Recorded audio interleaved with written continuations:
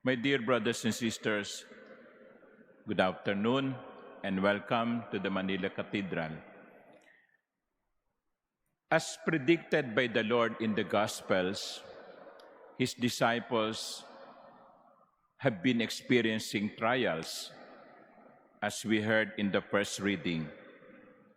Peter and John were put into jail because they have been proclaiming that Jesus is risen from the dead. But there is something that we can learn from the attitude of the disciples, especially in the first reading. Instead of asking the Lord, "Lord, take away this trial from us. Lord, spare us of this persecution," their prayer was different. They were asking, "Lord,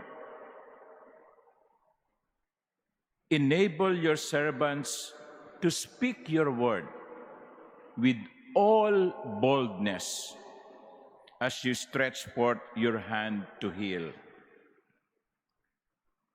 Enable your servants to speak your word with all boldness." In other words, the disciples in the first reading were not asking for protection, for escape from trials, but rather, "Lord, give us the courage. Give us the courage to proclaim your word with all boldness," buong tapang. Alam niyo mga minamahal kong kapatid, meron itong itinuturo sa atin. Kasi lahat naman tayo dito, maging yung mga sumusubaybay sa atin online, may mga pinagdaraanan, may mga pagsubok. Sa iba, okay lang, hindi masyadong mabigat. Pero sa iba, napakabigat. Mabigat na pagsubok, dala ng mabigat na karamdaman, mabigat na pagsubok, dala ng kahirapan ng buhay. At kuminsan, yung mga pagsubok ay nararanasan natin mula sa mga tao na akala natin ay kakampi natin. Yun ang kuminsan mahirap tanggapin eh. The costs of our pain are not people who are far from us. Many times, our pain comes from the people we consider family and friends. So when we are confronted with trials like this, what do we normally do? Hinihiling natin sa Panginoon, "Panginoon, tanggalin mo na po sa akin ang paghihirap na ito. Panginoon, wag po sanang itulot na ako ay magkaroon ng ganitong pagsubok."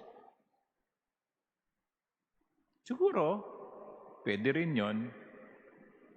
Pero dapat nating tandaan, hanggat buhay tayo dito sa mundong ito, meron tayong dapat na pasaning krus.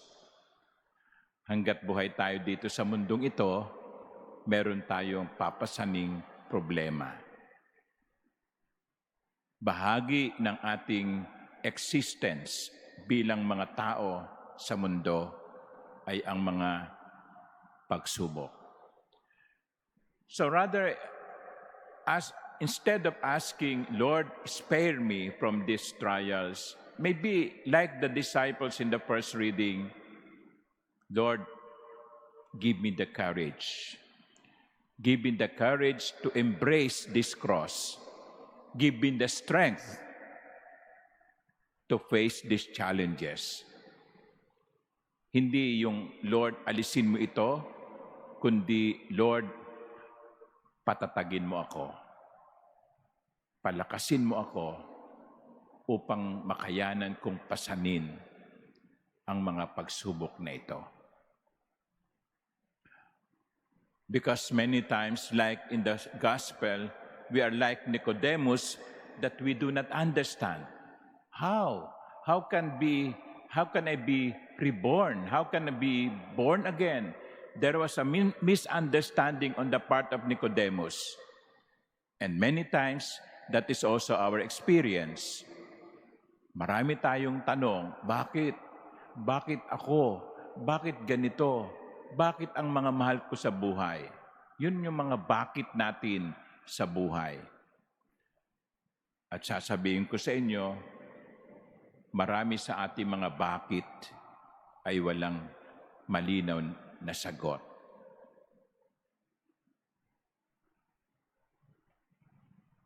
Kaya, ang panalangin natin ay, Lord, palakasin mo na lang ako, patatagin mo na lang ang aking kalooban, nang sa ganon, hindi ako sumuko.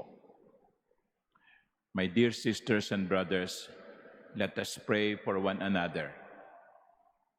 Let us pray that we may have the boldness to face our trials with faith. Amen.